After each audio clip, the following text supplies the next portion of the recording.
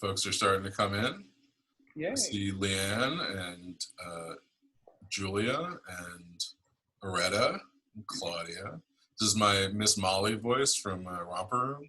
I get to say hello to everybody. Wow, we've already got about 18 people coming in, so we'll wait for a little bit longer.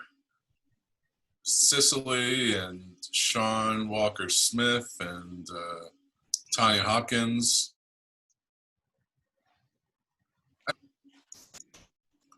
All right, so we're just waiting a couple more minutes. We've got about 20 people in the room so far.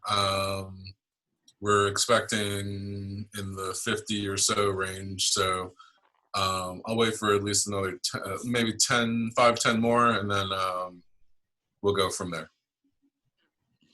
Sounds good.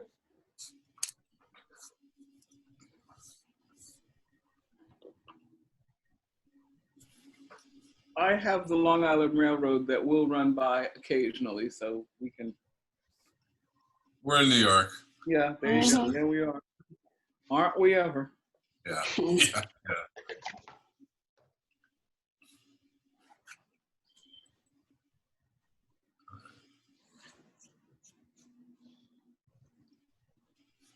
All right, I think we got our first wave.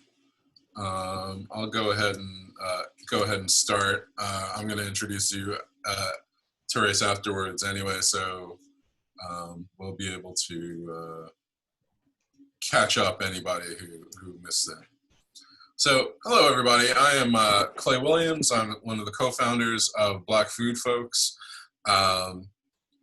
This is a part of our Black Food Folks live series.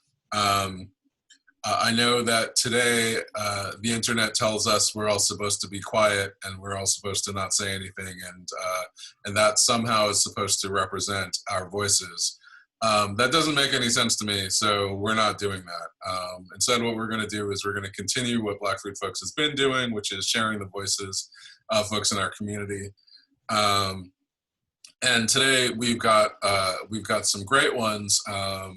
Crossing generations, because right now, and I have to thank Therese Nelson for being above and beyond in helping with this. We had a bit of a schedule change with our hosting, and Therese was able to pick this up. In addition to the talk she's doing this afternoon on Instagram with Rahana Martinez. So we're going to get a lot of representation of voices through the generations, through the community today, and I'm excited for that. I've only met Rahana once, and she seems to be a wonderful person. And I've met Dr. Jessica Harris, who is our guest here on Zoom, a number of times, and I am very excited to hear the conversation that proceeds. So without me taking up any more time, I want to thank you all for coming, and I'm going to introduce Therese Nelson. Thank you, Therese. Thank you so much, Clay. First of all, this was absolutely not a hardship. I was so wildly joyful to get this book, but also to be an audience member for this conversation. So I'm so glad to be able to step in. So everyone here knows why we are in the place. Dr. Jessica Harris is our voice. She is the writer who has the words that have affirmed us all in our work in this space. Her career is prolific. If outside were open, we would be waiting with bated breath for her acceptance speech for the James Beard Awards this year, for Hall of Fame inductee, rightfully so. But it's not, and we are sort of dealing with life as it's evolving. And in the midst of all of this, Dr. Harris has a beautiful new book called Vintage Postcards from Around the World. And it's out in the world, and we wanted to celebrate it and talk about it. So I'm so excited to be in conversation with Dr. Jessica Harris. Hi, Therese. How you doing? I'm doing okay. How are you? I'm doing really well, and I'm appreciative of you taking the time to talk with us. I feel like Clay and Colleen created this space so that we could have a home for these kinds of conversations and sort of tangible connectivity. And I feel like your work has always been that. So I don't know, it's wonderful to have this connection to you and have it documented. Well, these are trying times, literally. Yes. I mean, but as I've told people, it's like we have to remember we have come from stock that has gone through so much worse than this Mm, that mm, we know we can survive this yep. because we have survived so much worse. Yes. Yes, ma'am. So vintage postcards. I feel like having you captive for an hour is embarrassment of riches, and there's so many things I personally would love to talk to you about. But this new work. I think people who may have known you over the years or heard you talk in various spaces know a little bit about this collection of postcards that you have, and this sort of I don't know, it feels like the way you frame it, at least the way you framed it in the book and what I know about your life and work is that this is sort of the evidences of your travel and sort of the sort of markers that kind of you go back to think about the work you do. So I'm wondering if you could talk about where this collection kind of started and why the book at this moment. Well, several things. First of all, this moment was not that moment when I No, started I'm sorry. writing Yeah. the book. No, but I mean, no, but it comes at a time that is interesting because if we think of the Ghanaian term that we have perhaps misused, Sankofa, go back and fetch it. And we've seen images, perhaps not even knowing what they were images of that bird with its head turned back, the Sankofa bird. It means look at where you've been so you know where you're going. Mm, So you can think about where you're going so that you look at where you're going through the lens of the past that got you there. And so interestingly enough, this book is a collection of postcards. It's vintage postcards from the African world. So it's the African Atlantic world. It grows out of a collection of probably about 1,000 postcards that I have, that I've collected in various ways. And we don't really have time to talk about all of the hows yeah. or whys of that. But, in everything from flea markets to antique barns to used bookstores to auctions to Mm, um, you know finding them at yard sales. um, I at some point very early on, but certainly by 1995, which at this point is longer ago than I like to think, um, I was doing a book called The Welcome Table and had to rent images. And in the renting of images, it's like, well, why? Why, mm, why, why I got to rent these from somebody else who's got one copy just like I have one copy? yeah. So that in the upshot of that, I began to collect my own copies. And so I ended up with this collection of now about 1,000 postcards. Earlier than that, I'd always been attracted to postcards because they capture a moment. They capture an instant in time.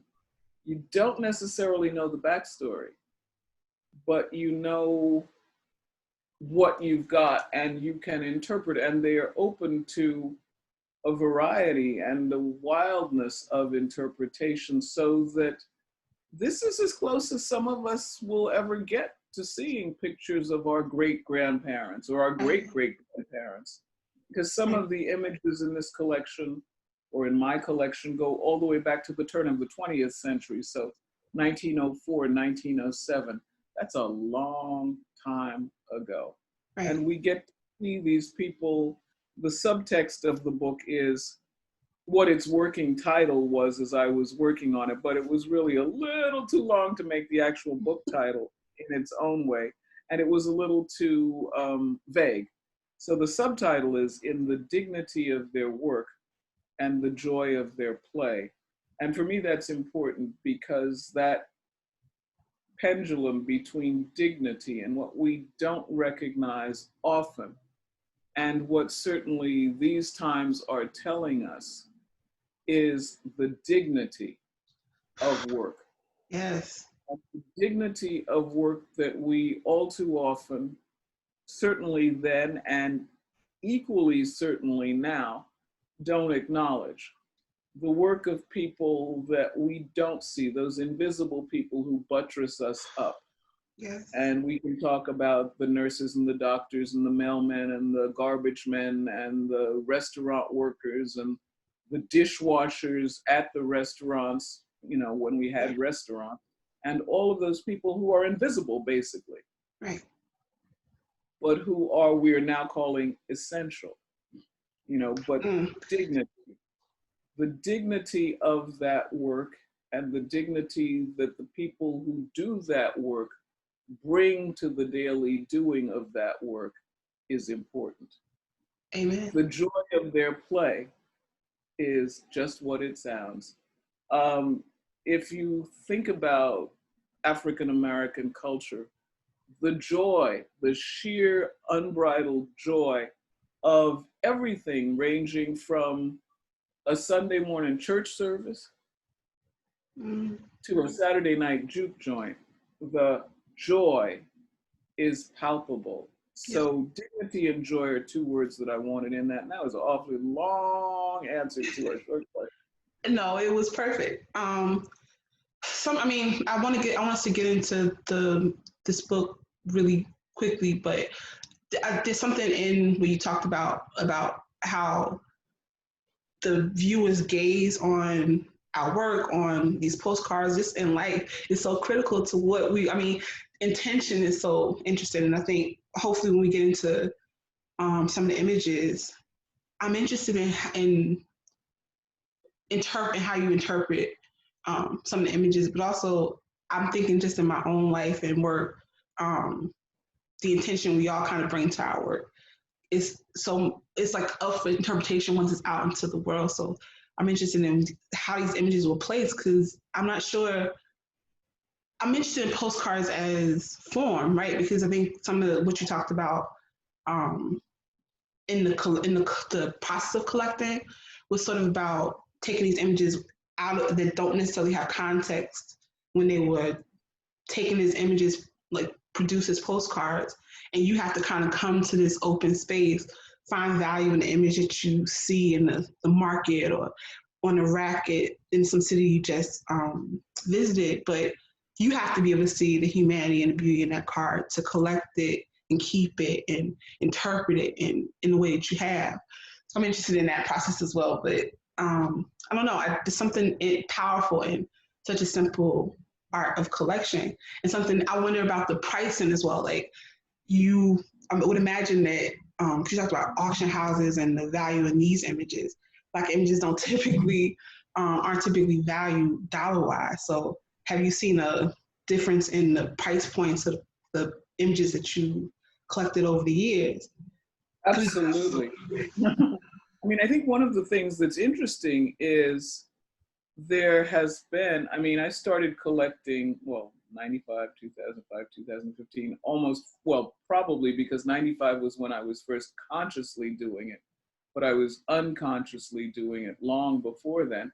So if we think of 40 or 50 years of collecting, first of all, they didn't have the value. I think we are interested, we generally being people of African descent, but specifically African Americans in this culture of postcards. I think it may have come to us from France. I think the French were interested in it first, and that's how I initially came across them in the 1970s, which takes it back even 20 years before that, in Senegal, in West Africa, where there were people who were then collecting postcards and publishing books on them. There was a gentleman whose name was Edmond Charles Fortier, and Fortier was what they then called an ethnographer. So he went around West Africa taking pictures of life as it was lived, or life as he thought it was lived, or life as he thought he saw it being lived. Because you always, you know, even today, and I'm sure that if Clay were speaking with us as well, when you frame a life through a lens, it's very different. You've already changed it by the looking at it, no matter how much you desire not to. Yep. There is something changed in the fixing of that, just straight up. And so the thing that happens with Fortier is he goes all over West Africa. He has a base in Senegal. He goes down as far as Benin. He goes up to Mali. He goes all over the place, and he is taking pictures. He is taking pictures all over. And if we look at the first of, well, we've got the book cover first. If we put those slides up, Clay, and then we got, after that, the first of our images, because you can't really talk about images unless you're seeing them. So Clay, if you could put up the book cover, and then, so this is the book cover, and we will talk about her later because she's amazing. I love that direct gaze. And, you know, we all know about that hand on the hip. So she's smiling. She's got a kind of leery, direct gaze. She is clearly working. And this looks as though it may be a posed photo, because if you look in the back of it, the backdrop looks as though it may be painted. So she may be in a studio. Okay. This may not be taken. And remember that early photography wasn't done with the facility. We now have, you know, everybody's got a phone with the camera and it's click, click, click. You know, there were longer exposures. It took longer to do it. So this is something that may have been posed, but that's definitely a studio shot. And let's just, I mean, because this is as a like a side note, like I hope all of you have gotten your copies already. If not, you need to be wherever books are sold and get this into your hands, because there's some things about, I mean, the fabric on the cover, the bomb, like this, the front facing, like out, like just boastfulness, directness of the cover image. All of it is just, it makes, I don't know, it's like an heirloom. It feels like a coffee table book, but it is so much more. And just you talking about the images is a little taste of what more it is. So I hope we can get into the images. Right. Let's go to the first one, because I was talking about Edmond Charles Fortier and I have some of his cards. This one is a card that he did in what was then French West Africa. And if you look at the date, and I can't quite see it here, but maybe somebody with better eyesight, if you look at the stamp, it will tell you when it was mailed. But what you have here is you have what was Dahomey. Dahomey is what is now known as Benin. It used to be the République Populaire du Benin, but it's now Benin in English, as opposed to the Nigerian area of Benin, where they have the Benin bronzes from. This is the country that used to be known as Dahomey, and Dahomey is literally named because it was Dan-Homey, the country in the belly of Dan. Dan is the cosmic snake, the snake biting its tail. So Dan-Homey becoming Dahomey. Dahomey is the cradle, if you will, of voodoo. And so what Fortier has here, and if you look at the very bottom left, you can see, Édition Fortier, Dakar. And it says, Afrique Occidentale, Dahomey, Danse des féticheurs, fetish worshippers, dance. Obviously, he is using the terminology of his time, but what we have is early ceremony. Right. And so this is one of those cards that's just amazing to have that view. Yep. You can see the women dancing. You can look at the clothing. You can see their faces. All of this is incredible. In the book, there is actually a card of the last Amazons, the king of Dahomey, the last king of Dahomey, the kingdom of Abomey, had a women's fighting corps. Okay. And they were known as the Amazons. And when the French were at war, colonizing, large quotation marks, these people, they went after the war to cut trophies, and they were going to cut off the men's genitals as trophies, only to discover they were women. So, and Fortier actually has a picture. It is in the book.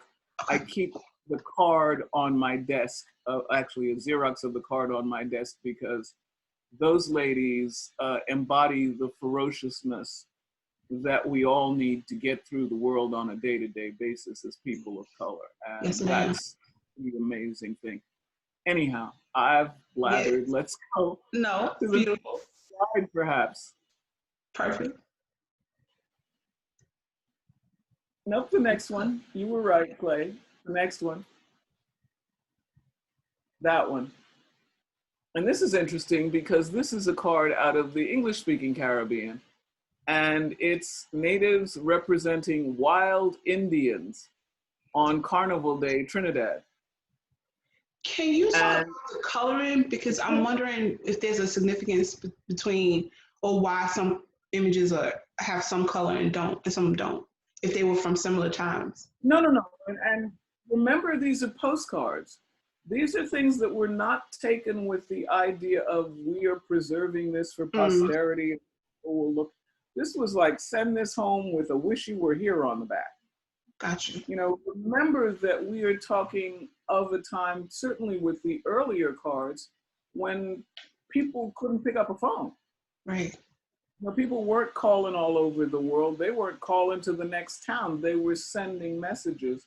And part of the genesis and development of postcards in general was an ability to scribble a quick message, put a stamp on it, and get it to somebody. So often the card may be resting on the front, and the message on the back may say something like, I'll be at the station at 3 o'clock, don't forget to pick me up. Right. So you've got several trains running in this, but the thing that I like about this is certainly Trinidad post-African emancipation had Indian, as in from India, indenture. And that combination provided and put together its own thing, which has become today's Trinidad. But the interesting thing about this card particularly is they're masking as wild Indians. But it's one of those early things that shows us that affinity between African and native peoples, right. But equally that shows part of those early days of that tendency for Africans to mask as native peoples. And we see this come out in glorious life in New Orleans with the Mardi Gras Indians. Right. And we've got all of these connections, which is, you know, my thing is connections. And so to be able to see this card and then go, oh my Lord, this is when? And now they do the Mardi Gras Indian masking in New Orleans, and then it's like light bulbs go off and sparks and stuff. So you've got interesting stuff happening. That baby is, the first time I saw the image, the baby was I mean, as elaborate as the feathers and the mask are, the baby is, I don't know, you sort of go right to the little one. Indeed. But I mean, all of it. Look at the splendor. Look at the costumes. Look what they've got. They've got nose labyrinth. They've got spears. They've got. It is obviously a very mythologized world that they are masking about, but it's the world that they're very clear on. Yep. And that's fascinating. Yes. I think we can go to next, yeah. Yeah, the next slide is going to keep us in the Caribbean. Okay. And this is, I mean, first of all, remember I talked about the word dignity. Yes. This woman's face is astounding. I mean, just the quiet, calm, posed dignity of her face. But then when you look at her, you see all of that stuff around her neck and on her ears, and literally in her head tie.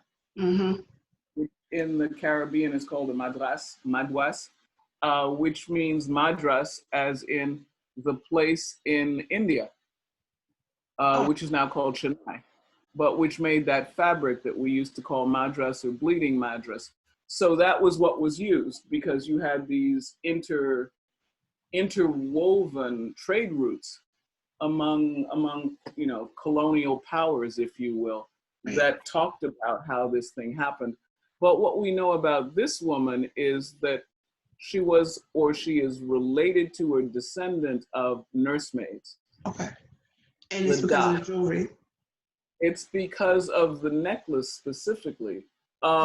In that particular post-emancipation, early 20th century world, in the French-speaking Caribbean particularly, there was jewelry. And there was jewelry that had its own language. We people of African descent in this hemisphere have our codes. We have our ways of speaking to each other. She was a nursemaid. Each one of those beads in that necklace is called a shoe, like a little cabbage. The necklace is 18 karat gold. Each one of those beads is hand wrought in 18 karat gold. Mm, And the story is with the collier shoe that the collier shoe was the necklace given to the nursemaid after she had nursed a baby in the family. So if you look at all of those shoe, you know that she has nursed a fair number of babies, mm, but this may also be a necklace that had been passed down because the jewelry is obviously heirloom jewelry. And then the earrings are the French Caribbean renderings of what would have been traditional Victorian design. So this whole thing is, again, it's a bending, it's a braiding, it's that African hand as it is inflecting and turning and making something different out of the European norm. So she's got mm, on a collier, she's got those earrings, and then she has uh, a brooch that's tied to her head tie. And those brooches at some point could even have the little baby tooth, okay. the, Jesus. the tooth the tooth fairy usually gets up here, but it might have that tooth mounted so that it would be in gold and trembling, en tremblant is what they say in French, but it's mounted on a spring. So it may have a feather in it, it may have anything else, but it too becomes part of the jewelry. So this is the dignity of all of this. Mm, And these are the faces of our ancestors. Look at the dignity of that woman. Look yes. at the extraordinary thing, and then compare her with the next slide. Mm, yep. And this lady, That's the I point. love. There's something about this lady that just gets me going. If you look at her smile, she's got an amazing smile. If you look at that hand on that, just the way she's posed, Mm, and these two certainly are posed images. But if you look at the way she's posed, she is not intimidated. She is relaxed. She seems to be okay. And this is a lady from Martinique, and it's an early card because on the early cards you couldn't write on the back of the postcard. You had to write on the card itself. okay. And on this card, it says, I'm translating from the French and I'm reading with, my nearsighted self. The women do the hard work in Martinique. Each full basket, and you notice she has her foot on the basket, weighs 46 kilos. That's like 92 plus pounds. They get 1 sou per 2 baskets. They carry an average of 200 a day, which makes about 10,000 kilos carried on their heads. Now, you want to talk about work. Yes. That would be work. And yet, look at her. Just look at her. She is astounding. Mm, And the dignity of that, I mean, if you're a costume historian, you can talk about the double hitch of the skirt. You can look at the hat. She clearly is being presented in her work clothes. Mm-hmm. But this is an elegant lady. Yes. Just the positioning of her hands, the way her neck is turned, extraordinary. Absolutely extraordinary. That hat is, yeah. Yeah, yeah, she's breathtaking. That's She's breathtaking. And the hard work wasn't just done by the women, it was done all over the place. Next slide, please. This is more in the Caribbean. And there is a man under those bananas. And if you look at the place that the slide is from, it is from Port Antonio in Jamaica. And Port Antonio was the epicenter, if you will, of Jamaica's banana culture when you start talking about United Fruit Company and all kinds of growing of bananas in the Caribbean. And then you can flash forward to the 50s and think about Harry Belafonte and Deo. So this is the reality of Deo. I pick a 6 foot, 7 foot, 8 foot bunch. Daylight come and me want go home. I want to go home. right. Come, Mr. Tallyman, tally me banana. And then highly deadly fat tarantula. Those tarantulas in those bunches, all of this. This is the reality of Deo. So, daylight come, me want go home. So this photo again is about that work. We can't see his face.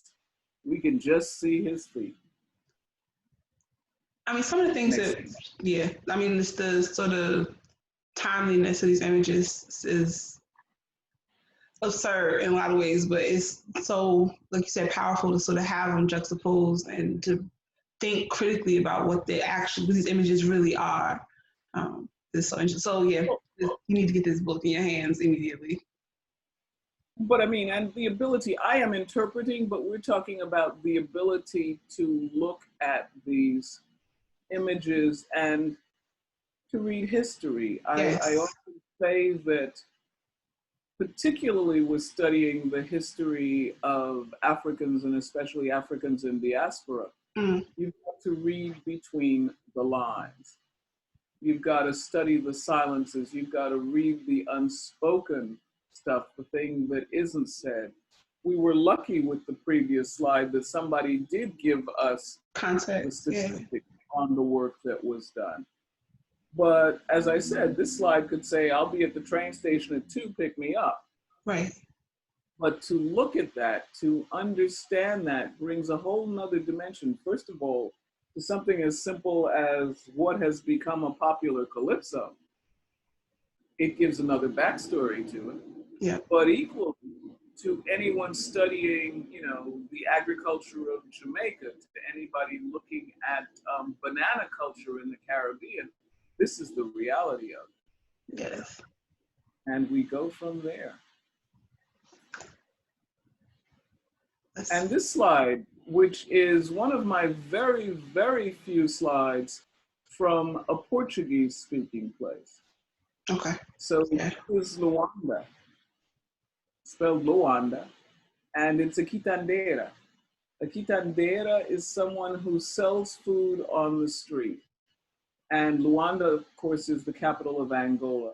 And if we go back and look at early African-American history, some of the first peoples here, when you look at that ship that landed in 1619 off near Jamestown, a lot of the people on board were from Angola.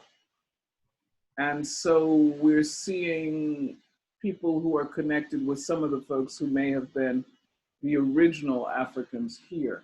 And the quitandeira selling food on the street. I love her smile. Her smile is extraordinary.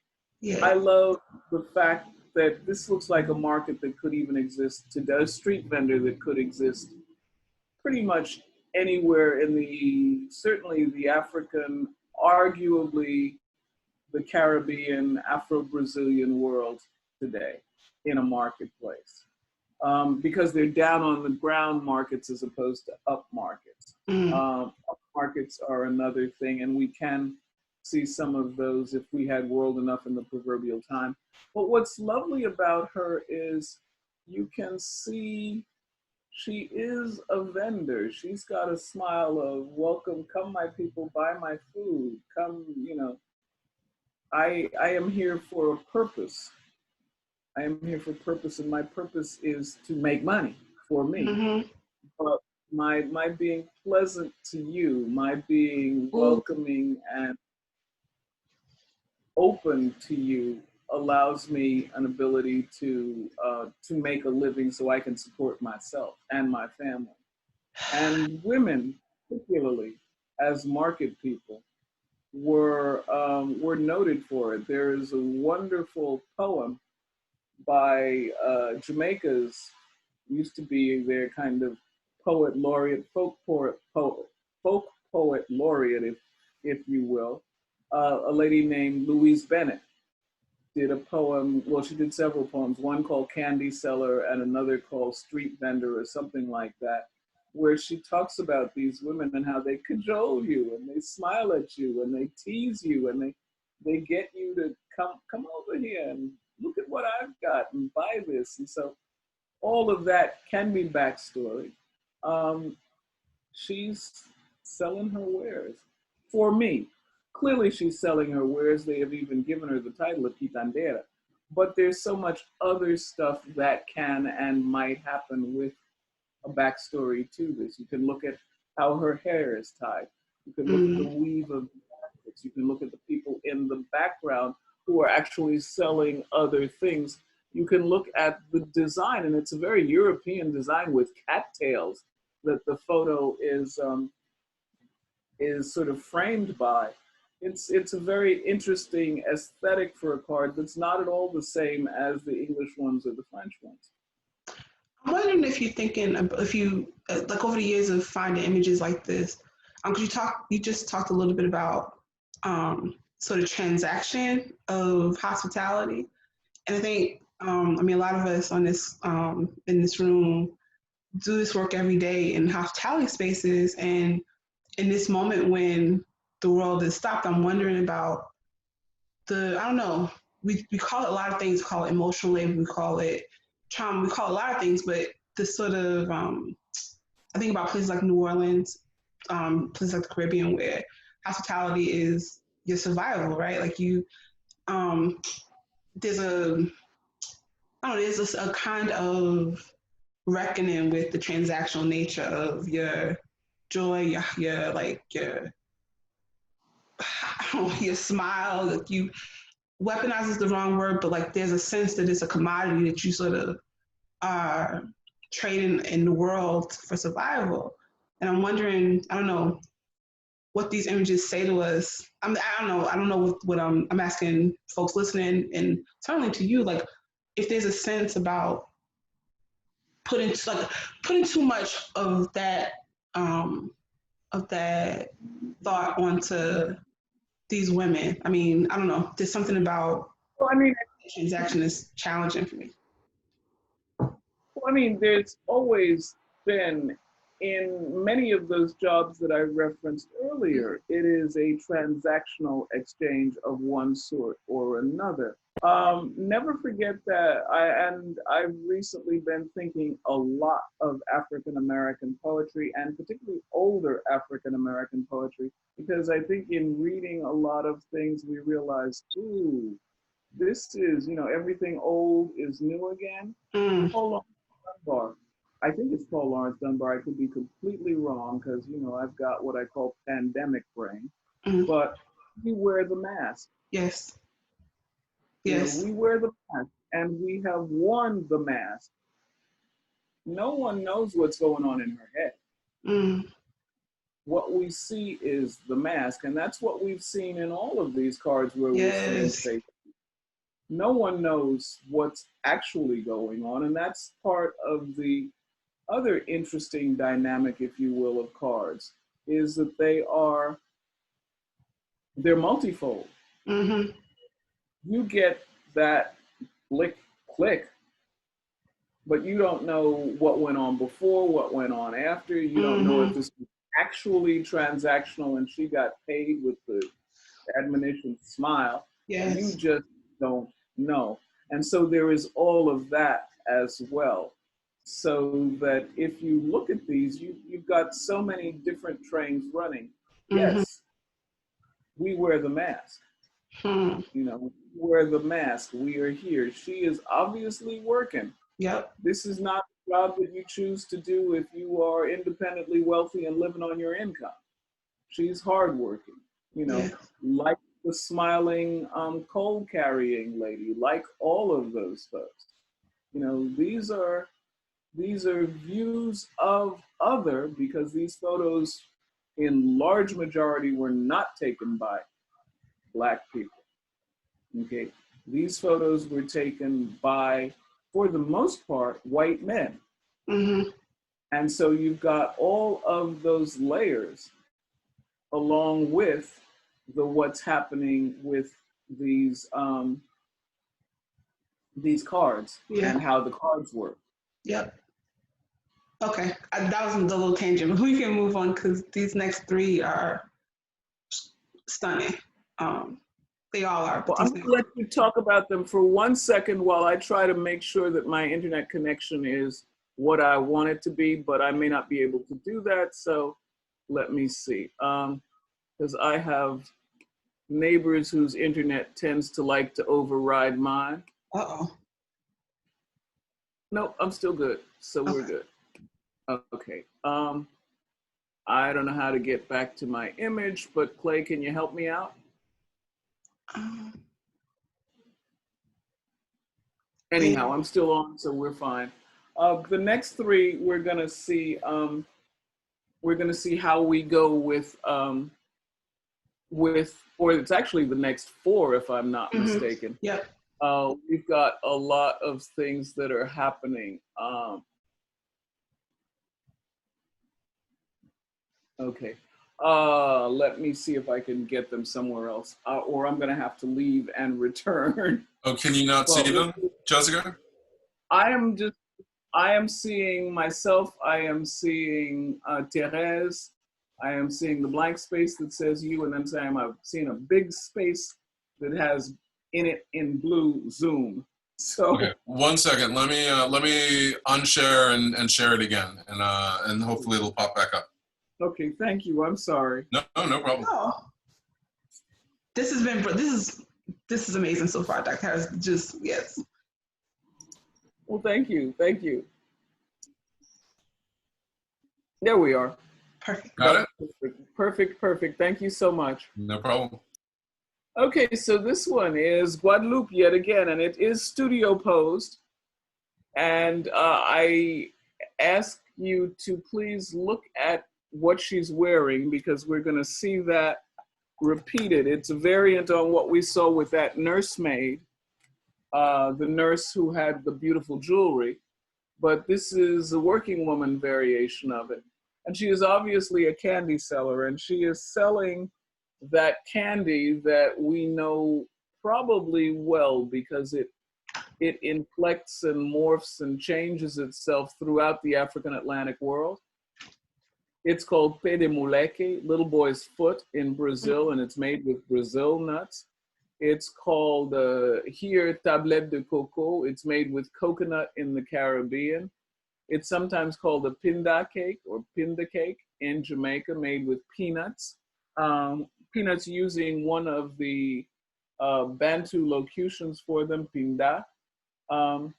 We've got other variations, and we've got some other vendors. But if you look at them, look at the little boys. Mm-hmm. She's got a thing that's sort of like a mounded cake or a mounded candy, because these are candies. She's got a mounded candy that looks like some kind of molassesy, sugary thing. And then the one to the left of the screen, for me, the flatter one, is very much like New Orleans praline. Mm. But before we get to New Orleans praline, can we have the next slide, please? We've got another one. It's the same candy. It's, again, you can look at the background and see that it is posed in its own way. But this is Charleston, South Carolina. And one of the things that I would suggest people do in the book and look at in the book is look at the difference in terms of how people dressed and were dressed in the Caribbean and in the Carolinas. Now, clearly, this lady, though, does have a burlap, something placed over her skirt so that she's not getting, dirtied by what she's doing. But she's got these nut cakes, and she's called a nut cake vendor because they weren't pralines, they were nut cakes up there. And she's got a fan to keep flies away. Mm-hmm. The fan would be, part of what she needed for her business, the fan to keep the flies off the candy. But again, those similarities, the way that these things morph and change, but morph and change, these are probably made with peanuts. So we've gone from coconut to peanut, and if we can get the next slide, we've got a classic New Orleans vendor. Okay, she's a praline vendor, and it is clearly a praline that she's selling. But if you look, she's kind of got the scarf on the top that, while it mirrors the lady from Martinique or Guadeloupe, I've forgotten which one, she's got the head tie that mirrors her, but she's equally got a little bit of a dress that mirrors her, but the scarf is more like the lady from Charleston.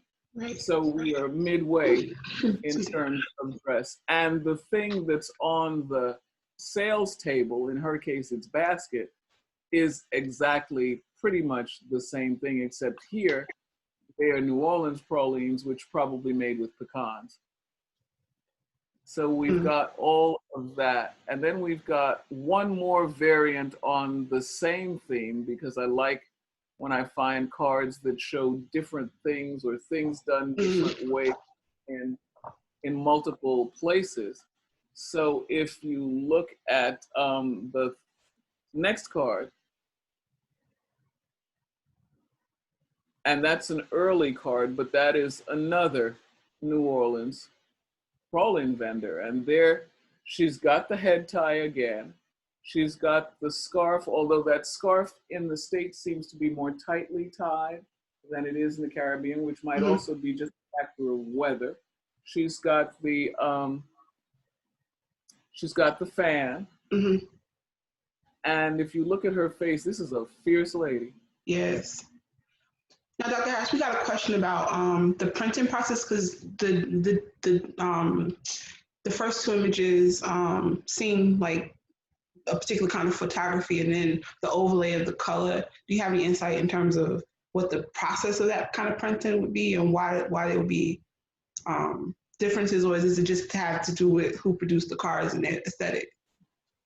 It's a little bit of all of them. I'm not an expert by any stretch on the printing process. Some of the cards were hand tinted afterwards. One of the things about cards that I learned is I have one copy of the same card. One is black and white, one is tinted. Okay.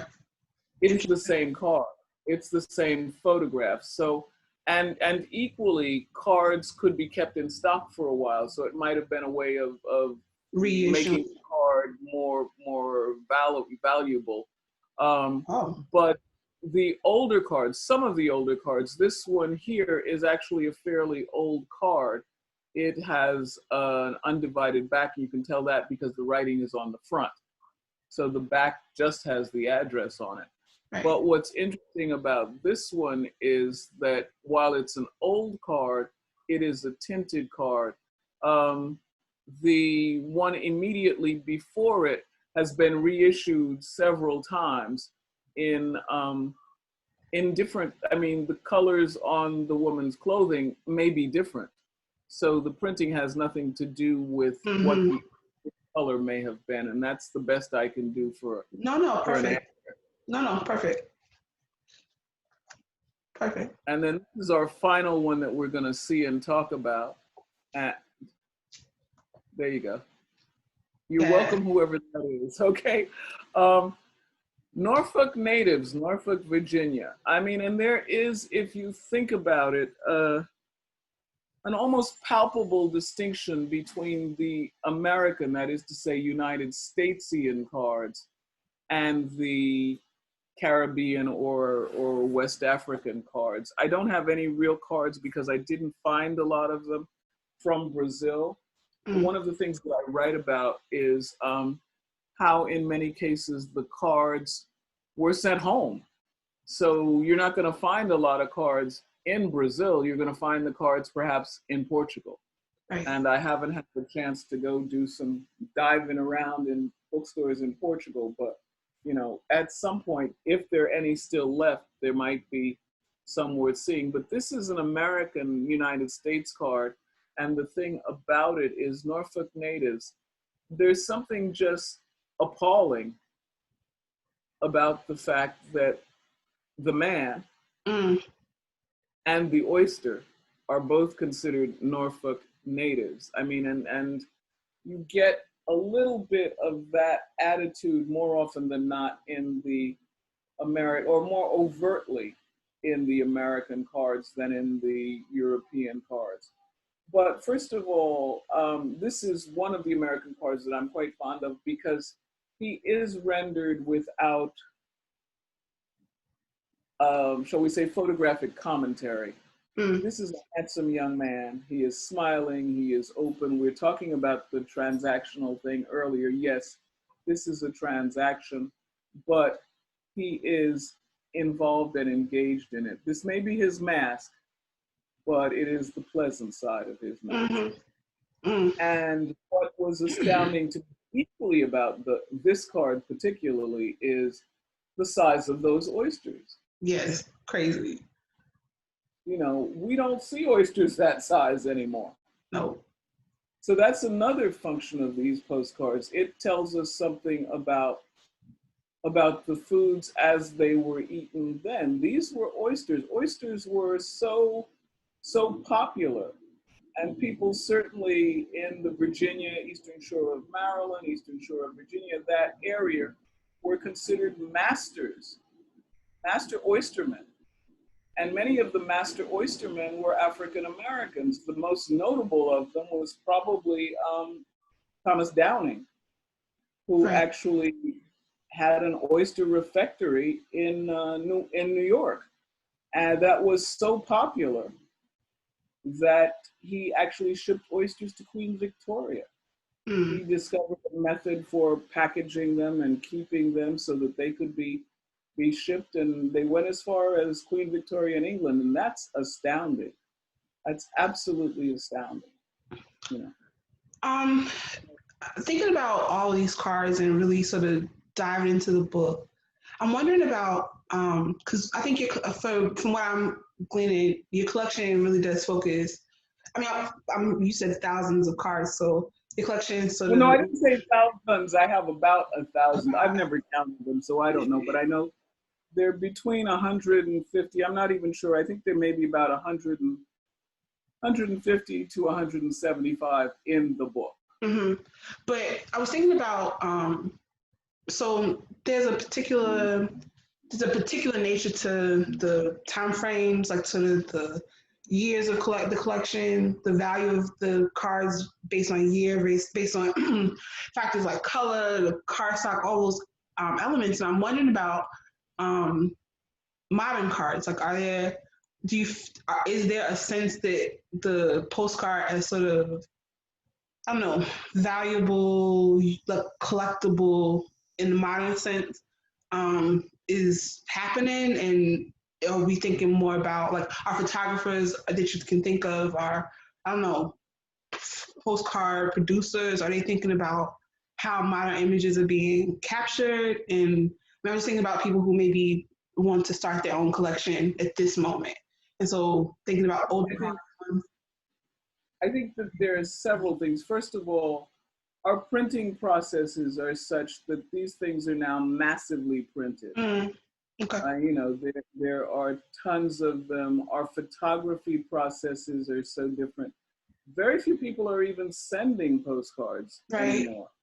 You know, when they go on a trip, they are not sending postcards. They're sending, you know, a text message with a short video or whatever, because our processes have changed so much. So that's not necessarily going to be the thing to collect if it's about Mm. looking to the future in terms of that. The postcards of the 50s and 60s, and my collection ends around the 30s. I may have one or two from the 40s, but I don't have anything beyond that. Okay. The ones that come in, because there's a whole nother process that starts to come in, are very different. They're very different in how they look and what they do. The bulk of my postcards are probably the 1900s, the first wave of postcard collecting up till, I would imagine, the 30s. The 40s and 50s start to get different. You start seeing different forms in the cards. But I think that as collectors, it would be, if someone chooses to collect the modern ones, it would be, what do you want to collect? I collect, I would have several collections. I collect Africans in diaspora and food, Yeah. which have been the final sets of cards that we've seen. I have a collection I call Beautiful Women. That would be the one that the two ladies come out of. I have, and when I say food, I mean not just the eating of it or the serving of it, but the growing of it, the preparing of it, all aspects of food, which is really the cards that show up in this book. I have some that are just images of, I have some very, very old images of Paris and London that I found at some point. And so that's a whole nother collection. I've got some of New Orleans. I mean, my motto is, it collects dust, I collect it. So I got a little bit of it. Yes. There was one question Tanya Thomas wondered, and I think I'll frame it a little bit differently than she asked, but she essentially asked like where source of postcards would be, like where you buying cards, and sort of, I think I was actually interested as well in, I guess, how do you value cards and know what you have? Is there sort of like a hierarchy in terms of whether they have writing, whether they don't? Well, yeah, I mean, I think that there's all sorts of stuff. We don't have time to go into it. There's a little bit in the book. Yeah. But I think the whole thing is that there are professional, if you will, postcard dealers. Yeah. There are postcard shows. There are postcard collector magazines. Gotcha. There are all sorts of things of that sort that can then begin to get you involved and, give you a little bit of background knowledge. What I found as I worked through things was, the more I got involved, the more I started reading about it. There are books like my own that talk about postcard collections. There are books, not so many manuals as how to collect postcards, because there's so many of them. Right. And there's so many values. I've got probably on any given day on my phone, because I've bought a few, and actually very few, over the internet. But I must have 4 or 5 different people who contact me daily with sale, or at least weekly sale of 5,000 postcards, and you can go online and find postcards of just about anything. Some of them are auctions, some of them are buy me now if you want to pay that price, or wait till the end of the auction. And you can do it that way, unless it's a card that I desperately want. I tend to not do it that way, because I'm a tactile person. I want to see the card, I want to feel it, I want to know what's going on and stuff like that. But there are, the old cards are still available, although I do have to say it's increasingly difficult to find some of them. But there are postcard dealers who have them, who will sell them to you at fair price. Awesome. Or at great price is what I really we want to be respectful of everybody's time, but this was brilliant, Dr. Harris. I think I'm so, I don't know, to have this recorded and to have you talk through one of your books is a joy. I hope people have been as impacted as I am, and they go out and get, well, not go out, but get your copy of Vintage Postcards. That would not be good. Yeah, this is, I mean, it's an heirloom. It is, there's this beautiful, like, cobalty, like, navy fabric on the front, the embossing in gold. The quality of the pages is, I mean, it is beautiful. So it will certainly be an heirloom, and you just want to, like, I got two because I want to keep the one untouched, but also want to Thank you. you know, hands on and really be able to tag and note and think through a lot of what's here. So thank you very much for sharing your collection with us. Well, thank you. Thank you, ladies and gentlemen, whoever's out there.